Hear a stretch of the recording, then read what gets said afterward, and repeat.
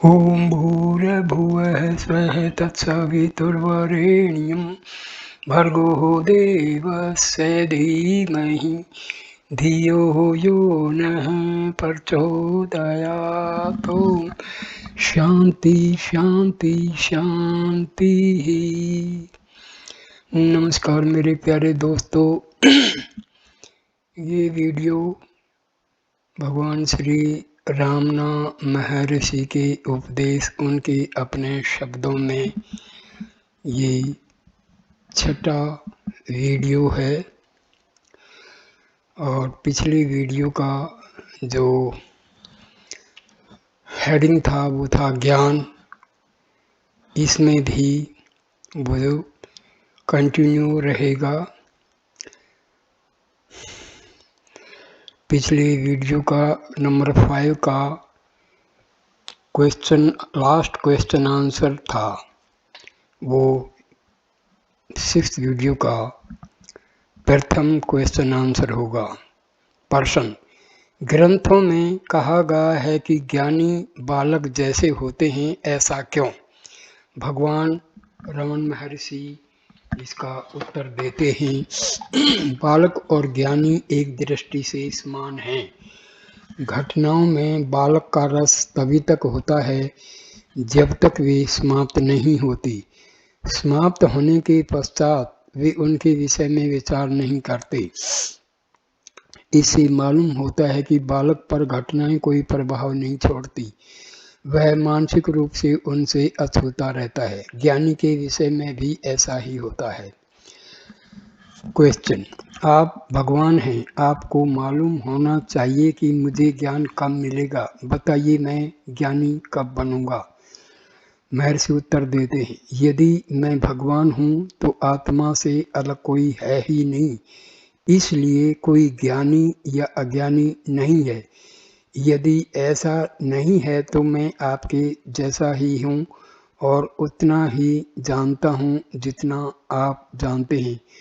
दोनों विकल्पों के अनुसार मैं आपके प्रश्न का उत्तर नहीं दे सकता।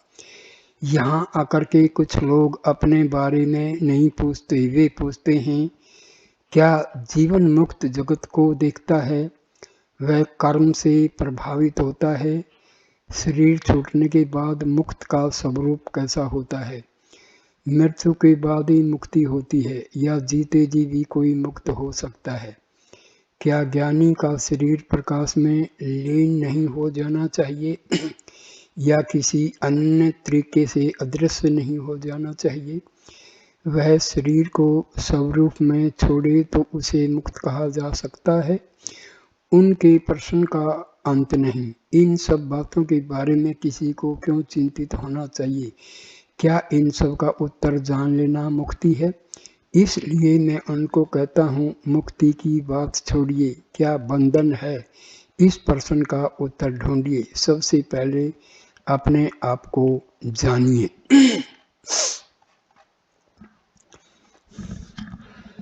अब अगला टॉपिक है आत्मा अनुसंधान सिद्धांत। स्मरण होगा कि आत्म भान एवं आत्म विस्मृति के प्रकरण में श्री रमन ने कहा था, देह मन के माध्यम से कार्य करने वाला कोई व्यक्ति है। इस विचार को त्यागने मात्र से आत्म साक्षात्कार किया जा सकता है। उनके भक्तों में से कुछ परिपक्व साधक तुरंत इसे सरलता से सिद्ध करने में समर्थ थे, किंतु दूसरों के लिए जीवन भर की दृढ़ वैचारिक आदतों को किसी विशेष प्रकार की आध्यात्मिक साधना के बिना त्याग कर इसे सिद्ध करना असंभव था। श्री रमन उनकी इस मुश्किल परिस्थिति से सहानुभूति रखते थे और जब भी आत्म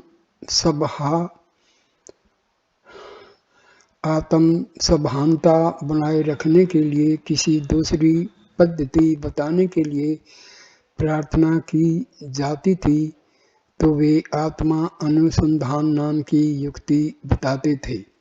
यह साधना पद्धति उनके व्यावहारिक आध्यात्मिक उपदेश का मूलाधार थी। अगले 3 प्रकरणों में इसके सभी पहलुओं को विस्तार से प्रस्तुत किया जाएगा।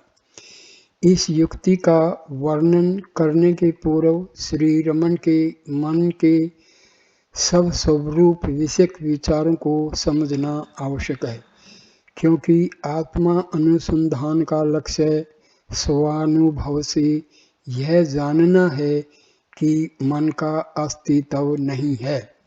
श्री रमन के मतानुसार मन तथा शरीर की प्रत्येक समान क्रिया के केंद्र में कुछ न कुछ करने वाला मैं है, जिसका अस्तित्व पूर्व धारणा के रूप में बिना सोचे विचारे ही सच्चा मान लिया जाता है।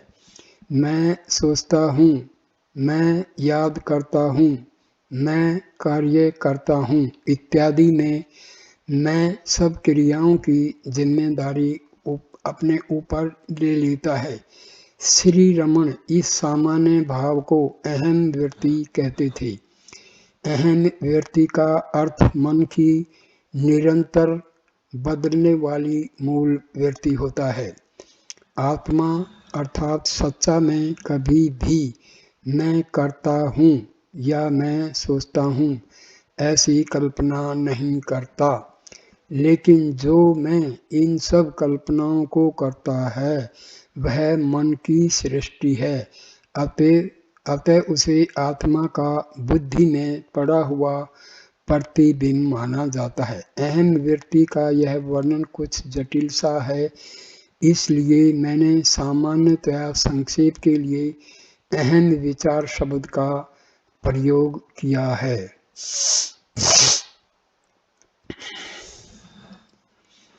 श्री रमन यह मानते थे कि व्यक्तित्व विभिन्न रूप में श्री रमन यह मानते थे कि व्यक्तित्व विभिन्न रूपों में स्वयं को प्रकट करने वाला अहम विचार मात्र है। बुद्धि, स्मृति एवं अहम भाव इत्यादि मन के विविध व्यापारों को अलग मानने के बजाय वे उनको अहम विचार के भिन्न भिन्न रूप मानना पसंद करते थे। व्यक्तित्व मन से अलग नहीं है, मन अहम विचार से अलग नहीं है। अतः सच्चे मैं रूप आत्मा का ज्ञान होने पर उससे भिन्न व्यक्तित्व का भाव यदि अदृश्य हो जाए तो मन तथा अहम विचार भी अदृश्य हो जाते। अहम विचार इंग्लिश में ईगो, और ये ईगो, माइंड, बुद्धि, ये सब माइंड की मॉडिफिकेशंस हैं। इस तथ्य की पुष्टि उनके बार बार किए गए इस विधान से होती है कि आत्म साक्षात्कार के बाद विचारों का विचारक, कर्मों का कर्ता तथा अलग व्यक्ति होने की सभानता वाला जीव नहीं रहता, क्योंकि उनकी यह दृढ़ मान्यता थी कि जिसका सच्चा अस्तित्व है वह आत्मा ही एकमात्र सत्य है। अहम विचार भ्रांति जन्य कल्पना से अधिक कुछ भी नहीं है, अर्थात उसका अपना स्वतंत्र सच्चा अस्तित्व नहीं है। तो फिर वह दिखता क्यों है? इस प्रश्न का उत्तर वे यह कहकर देते थे कि किसी पदार्थ से एक रूप हुए बिना उसका अस्तित्व दिखता नहीं है। जब विचार उत्पन्न होते हैं तो यह अहम विचार उनके स्वामित्व का दावा करता है, जैसे मैं सोचता हूँ, मैं मानता हूँ, मैं काम कर रहा हूँ इत्यादि। लेकिन जिन स्थूल सूक्ष्म पदार्थों से वह एक रूप होता है उनसे भिन्न किसी अलग अहम विचार का अस्तित्व नहीं होता। वह सतत रहने वाला तत्व है। ऐसा इसलिए यह लगता है कि उसका वस्तुओं से तादात्म्य का प्रवाह निरंतर जारी रहता है। इन सारे तादात्म्यों का मूल इस गलत प्रारंभिक धारणा में ढूंढा जा सकता है कि यह मैं आकार का अहम विचार शरीर के स्वामी के रूप में या उसमें निवास करने वाले के रूप में शरीर तक मर्यादित है। अथवा शरीर के भौतिक आकार के समान आकार वाला है। मैं शरीर हूँ, ऐसा मूल विचार उसके उत्पन्न होने के पश्चात होने वाले सब गलत तादात्म्यों का जन्म स्थान है और इसका विनाश आत्मा अनुसंधान का मुख्य लक्ष्य है। आत्मा अनुसंधान को इंग्लिश में सेल्फ इंक्वायरी बोलते हैं, अहम विचार को ईगो बोलते हैं। So the main aim of self inquiry is to remove mind and ego. So mind and ego both are eradicated by self inquiry. Shri Raman हमेशा कहते हैं कि यह आत्मा को मर्यादित करने वाले तादात्म्यों की पुरानी आदत को दृष्टा मैं को वह जिन वस्तुओं के विचारों से स्वयं को एक रूप मानता है उनसे अलग करने के प्रयत्न के द्वारा रोकी या बदली जा सकती है। क्योंकि इस व्यक्तिक अहम विचार का अस्तित्व किसी पदार्थ के आश्रय के बिना टिक नहीं सकता। यदि साधक दृष्टा रूप मैं अथवा मैं हूँ के अनुभव पर इतनी तीव्र एकाग्रता से ध्यान केंद्रित करे कि मैं यह या वह हूँ ऐसे विचार उत्पन्न ही न हों, तो व्यक्तिक मैं पदार्थों के साथ तादात्म्य नहीं कर सकेगा। इस मूलभूत अहम के प्रति निरंतर ध्यान जारी रखा जाए तो व्यक्तिक मैं अदृश्य हो जाएगा। व्यक्तिक मैं का मतलब ईगो, और उसके स्थान में आत्मा का सीधा अनुभव होने लगेगा। इस मैं या मैं हूँ के प्रति सतत आंतरिक सभानता बनाए रखने के प्रयत्न को श्री रमन आत्मा अनुसंधान कहते थे और अहम विचार की असत्यता प्रकट कर देने वाले सबसे अधिक प्रभावी उपाय के रूप में इसकी सिफारिश करते थे। सभानता का मतलब यहाँ अवेयरनेस। श्री रमन के शब्दों में यह अहम विचार आत्मा अर्थात हृदय से प्रकट होता है और जब उसकी वस्तुओं के विचारों के साथ तादात्म्य स्थापित करने की पुरानी आदत छूट जाती है तो आत्मा में विलीन हो जाता है। इस कारण वे हमेशा अपने उपदेश को अहम विचार के उदय तथा अस्त की प्रक्रिया के साथ जोड़ते थे। वे कहते थे कि अहम विचार को उसके जन्म स्थान में लीन कर दीजिए। यह अहम विचार कहाँ से प्रकट होता है इसकी तलाश कीजिए। इसका मतलब है find the source of ego, where from this ego comes, what is the source of this ego, इसका यही मतलब है। इन सब विधानों का तात्पर्य समान होता है। भाषा किसी भी प्रकार की हो, वे अपने भक्तों को अहम विचार की सभानता तब तक बनाए रखने की सलाह देते थे जब तक वह जहाँ से प्रकट हुआ था उसी अपने जन्म स्थान में लुप्त न हो जाए।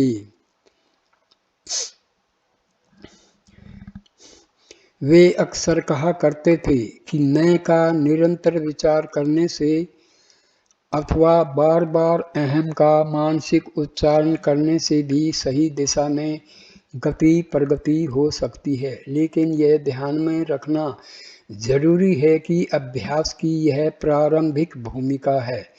मैं का उच्चारण विचारक एवं विषय विचार के द्वैत की सीमा में होता है तथा इस प्रकार के द्वैत के रहते अहम विचार बढ़ता रहेगा।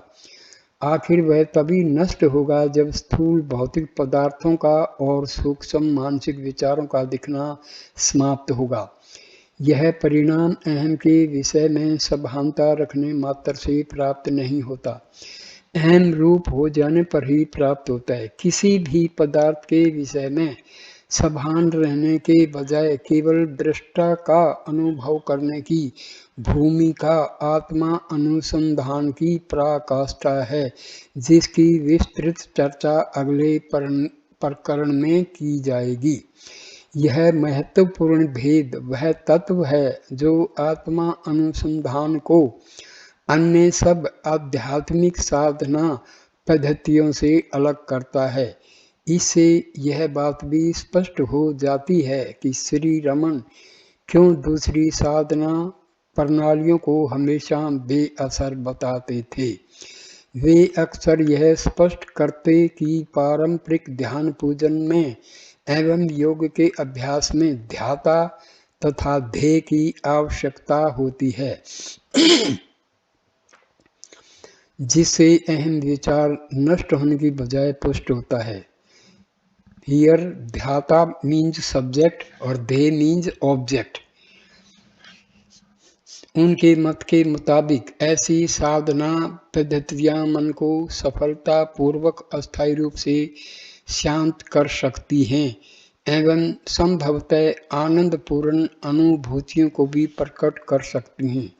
दे आर नोन एज ग्लिम्पसेस, लय, लेकिन कभी भी आत्म साक्षात्कार में परिणत नहीं हो सकती, क्योंकि इनसे अहम विचार स्पष्ट रूप से अलग होकर अपने अस्तित्व को मिटा नहीं सकता।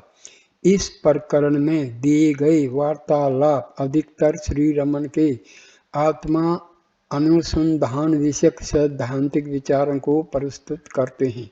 इस तकनीक के व्यावहारिक पहलू प्रकरण 5 में विस्तार से दिए जाएंगे। अब प्रश्नोत्तरी शुरू होती है। प्रश्न: मन का स्वरूप क्या है? महर्षि उत्तर देते हैं, मन अहम विचार से भिन्न नहीं है। मन तथा अहंकार एक हैं। Mind and ego both are the same.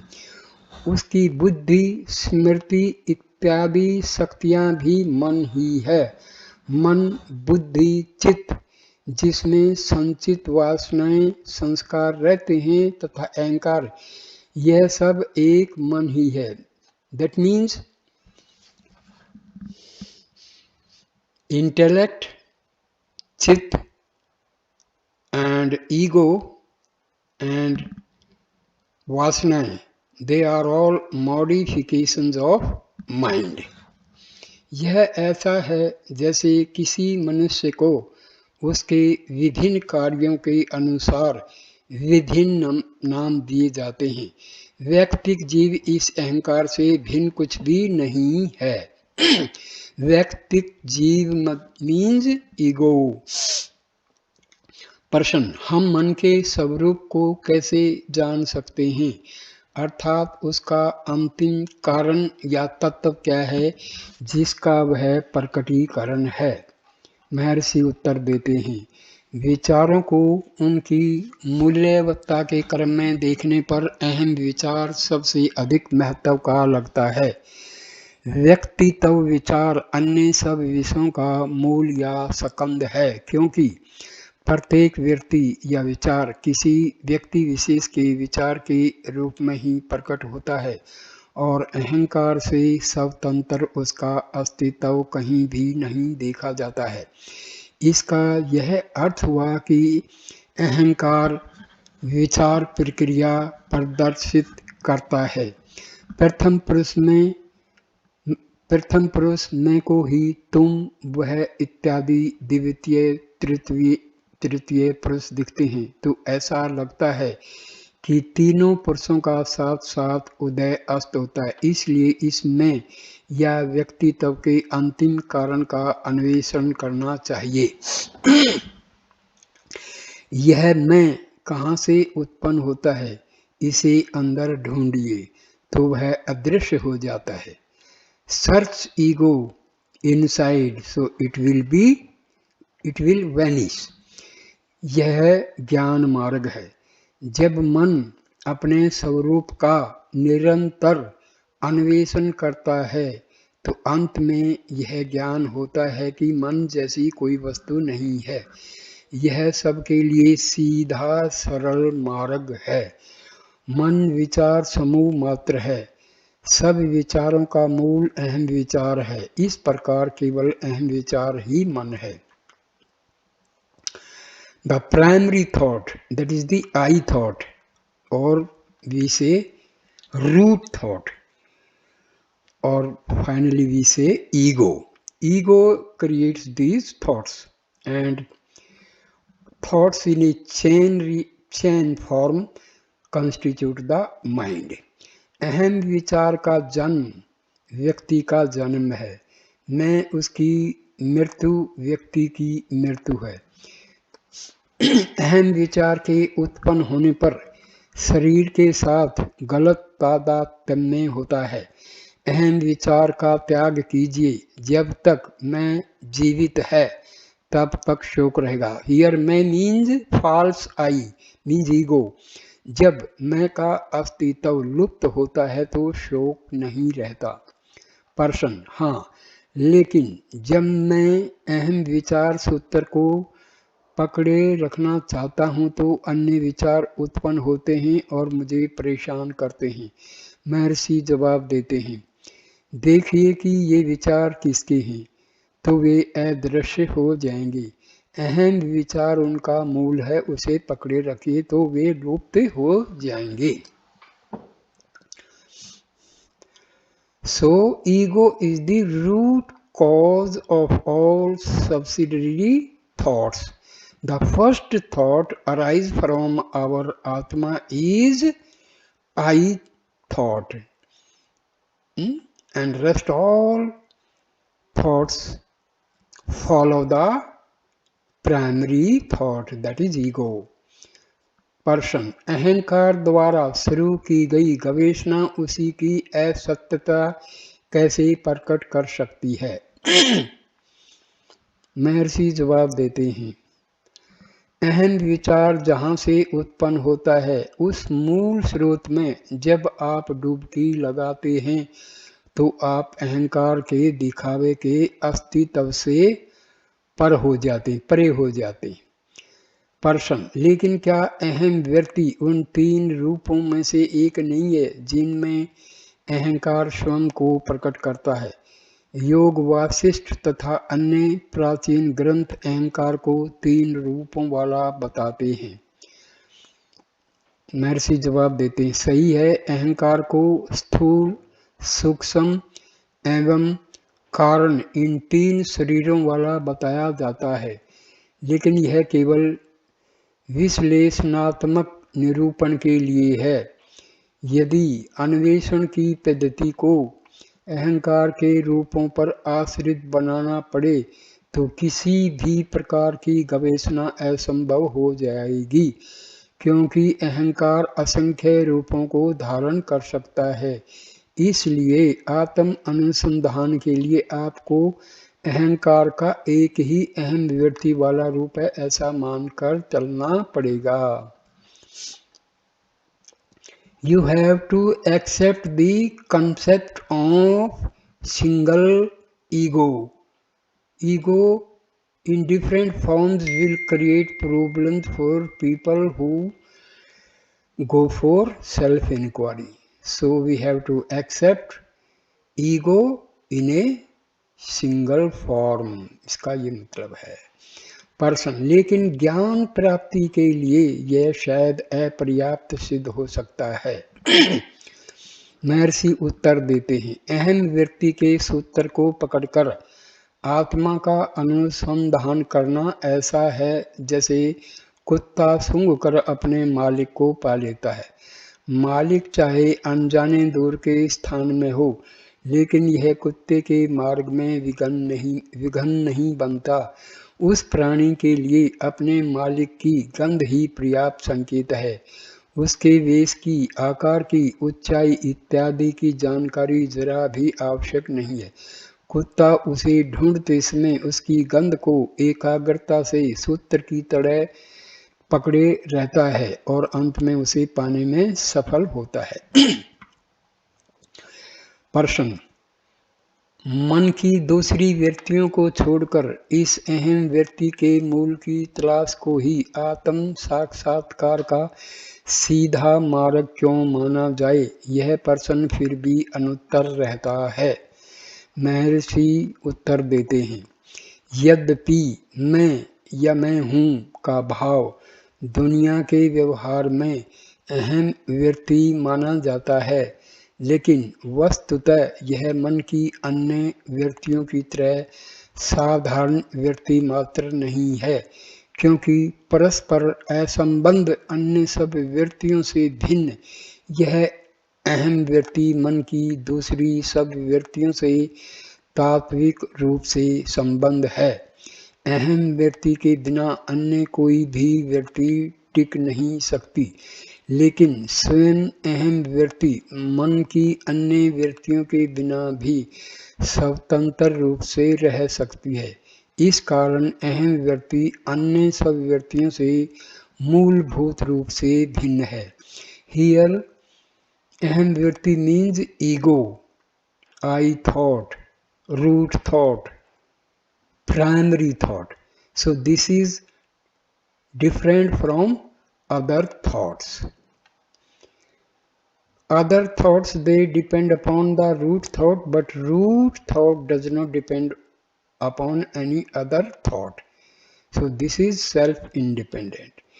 इससे यह स्पष्ट है कि अहम वृत्ति के मूल की तलाश अहंकार के किसी एक रूप के आधार की तलाश नहीं है, बल्कि उस मूल स्रोत की तलाश है जहाँ से मैं का भाव प्रकट होता है। इट मीन्स हियर मूलभूत जो सोर्स है ईगो का, वो है हमारी आत्मा। दूसरे शब्दों में अहम वृत्ति रूप अहंकार के मूल की तलाश, हियर मूल मीन्स आत्मा, एवं उसकी प्राप्ति आवश्यक रूप से अहंकार तथा उसके प्रत्येक संभावित रूप से पर होने का मार्ग है। प्रश्न, यह स्वीकार करने पर भी कि स्वतः अहम वृत्ति में अहंकार के सभी रूपों का समावेश होता है, आत्म साक्षात्कार के लिए केवल उसी वृत्ति का आश्रय क्यों लिया जाना चाहिए? महर्षि उत्तर देते हैं, क्योंकि केवल वही आपके अनुभव का अपरिहार्य सूत्र है और उसके मूल की तलाश करना ही एकमात्र व्यवहार्य मार्ग है जिसका आत्म साक्षात्कार के लिए आप आश्रय ले सकते हैं। कहा जाता है कि अहंकार का एक रूप कारण शरीर है, गाढ़ निद्रा की अवस्था है, लेकिन आप उसे अपनी तलाश का अक्षेत्र कैसे बना सकते हैं? जब अहंकार उस रूप का आश्रय लेता है तो आप गहरी नींद के अंधकार में डूबे रहते हैं। प्रश्न, लेकिन क्या अहंकार अपने सूक्ष्म एवं कारण शरीर वाले रूपों में अमूर्त और अत्यंत अग्राह्य नहीं होता, जिसे उसकी जागृत अवस्था में ही की गई तलाश से पकड़ पाना असंभव है? उत्तर, नहीं। अहम वृत्ति के मूल का अन्वेषण अहंकार के पूरे अस्तित्व को स्पर्श करता है। इस कारण अहंकार के रूपों की सूक्ष्मता तथा अग्राह्यता विशेष महत्व नहीं रखती। प्रश्न, जबकि एकमात्र लक्ष्य आत्मा की पूर्णता का अथवा शुद्ध सत्ता का अनुभव प्राप्त करना है जो किसी भी तरह अहंकार के आश्रित नहीं है, तब अहम वृत्ति रूप अहंकार विषयक अन्वेषण उपयोगी कैसे हो सकता है? महर्षि इसका उत्तर देते हैं, कार्यकारी रूप में अहंकार का केवल एक लक्षण है। अहंकार शुद्ध चेतन रूप आत्मा तथा अचेतन शरीर के बीच गांठ रूप है। इस कारण इसे चित्त जड़ ग्रंथि कहा जाता है। अहम वृत्ति के मूल के अन्वेषण के दौरान आप अहंकार के तात्विक चिद्रूप पहलू का आश्रय लेते हैं। इस कारण आपका अन्वेषण आपको अवश्य आत्मा के शुद्ध चैतन्य के अनुभव की ओर ले जाता है। आपको अपने आप में शुद्ध अहम का तथा अहम विचार का भेद अवश्य करना चाहिए। अहम विचार वस्तुतः विचार मात्र है, इसलिए वह दृष्टा और दृश्य को देखता है, सोता है, जागता है, खाता है, सोचता है, मरता है और फिर जन्म लेता है। लेकिन शुद्ध एवं शुद्ध सत्ता या अस्तित्व है जो अज्ञात तथा विचार रूप भ्रम से मुक्त है। यदि आप निर्विचार होकर केवल सत्ता रूप अहम बनकर रहें तो अहम विचार अदृश्य हो जाएगा और भ्रम हमेशा के लिए मिट जाएगा। चलचित्र गृह में आप बहुत मंद प्रकाश में अथवा अंधकार में चित्र देख सकते हैं, पूरे प्रकाश में चित्र लुप्त हो जाते हैं। इसी तरह परमात्मा के पूर्ण प्रकाश में सारे पदार्थ अदृश्य हो जाते हैं। इस वीडियो को मैं यहीं विराम देता हूँ। नमस्कार मेरे दोस्तों, please like, comment and share the video and subscribe the channel. Thanks a lot. नमस्कार।